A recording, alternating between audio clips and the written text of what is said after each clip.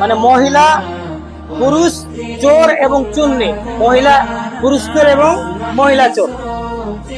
চোর এবং চুন্নি উভয়ের ফক্তাউ আইদিয়া হুমা, উভয়ের হাত কেটে দিতে হবে।